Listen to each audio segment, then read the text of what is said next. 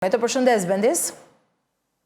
Mirëmëngjes Aida. Se përket ditës së sotme duhet të thënë që ndoshta kemi paksa lajme të mira për sa i përket edhe situatës së fshatit të Obotit, ku ditën e djeshme niveli i ujit ka qenë rreth 110 cm lartësia, ndërsa ditën e sotme kemi një ulje të nivelit të tij në 100 metër. Pra kemi 10 cm 100 cm. Pra kemi 10 cm ulje të nivelit të ujit, por që gjithsesi ajo çfarë mund të themi është se banesat bëhen jashtë rrezikut përsa i përket përmbytjeve dhe kemi të bëjmë vetëm me prezencë ujë në tokat bujqësore.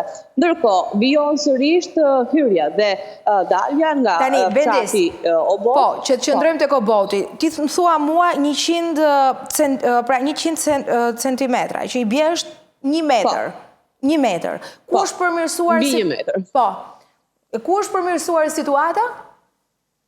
Përmirësimi ka të bëjë vetëm thjesht me faktin, që kemi të bëjmë me uljen e 10 cm të nivelit të ujit në krahasim me ditën e djeshme. Pasi ditën e djeshme kemi pasur 110, ndërsa ditën e sotme jemi në 100 cm. E thonë ekspertët këtë që do të thotë që do të vazhdoj dhe do të tërhiqet uji, do të jetë më e menaxhueshme dhe sa është sipërfaqja e Obotit në ujë sot? Atëherë kemi të bëjmë me një shpresë, le të themi, të paktën kështu shprehen edhe ekspertët që situata do të vijojë drejt përmirësimit dhe niveli ujit do të vijojë drejt uljes, por që kjo normalisht do të kërkojë ditë të tëra, jo vetëm thjesht nga sot me nesër. Ndërsa përsa i përket sipërfaqes të zaptuar nga uji, bëhet fjalë në fakt që janë rreth 900 hektar tokë në të gjithë nivelin e qarkut të Shkodrës të zaptuara nga uji dhe që pjesa më e madhe natyrisht, pra kemi të bëjmë në fshatin Obot, ku është edhe një nga ato fshatrat që preket më së shumti nga rreshtet e shiut. Ideja është sa është në Obot dhe sa është sipërfaqja e përgjithshme, Bendis.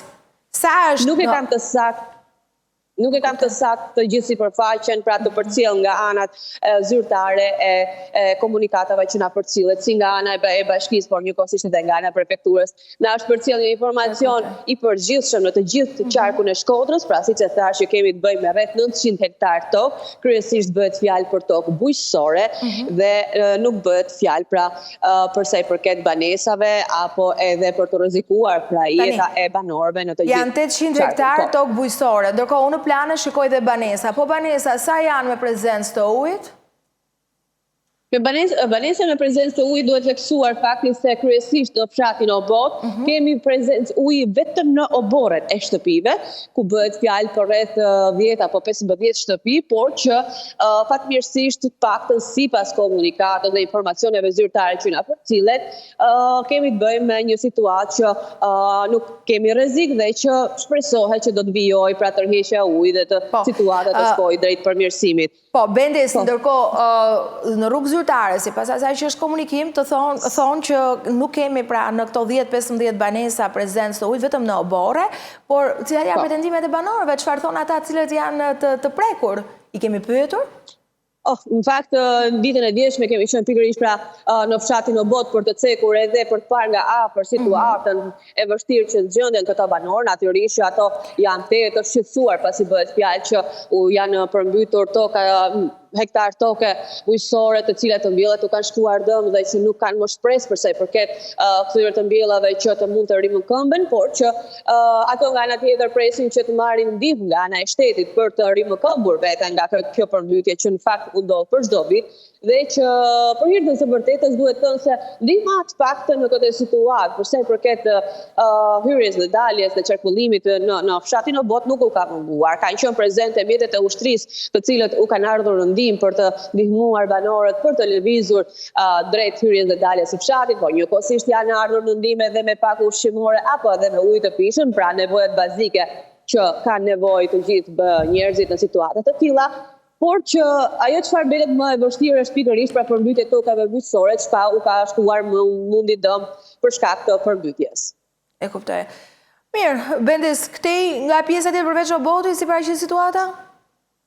Nga pjesa tjetër mund të themi vetëm thjesht në Malsinë e Madhe në fshatin Bukpala ka qenë një nga ato problematikat pra që ka pasur edhe aty toka bujqësore të cilat kanë qenë të nxaptuara, të përmbytura nga uji, por që fatmirësisht edhe aty duket se situata po shkon drejt normalizimit dhe që shpresohet që mos ketë edhe zhvillim të mëtejshëm, pra avancim të kësaj situate, por duke marrë parasysh edhe kushtet atmosferike, besoj se do të jemi në një situatë kontrolluar. Nuk raportohen problematika në bashki të tjera si atë të Pukës apo të Fushazit e të tjerë, por një lajm i mirë.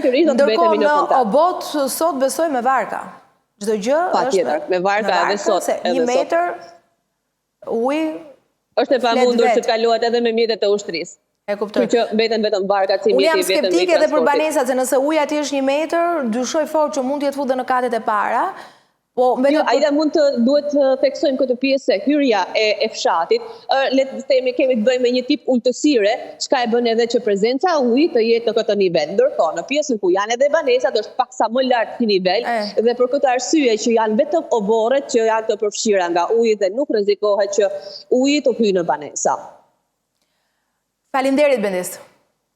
Faleminderit ju.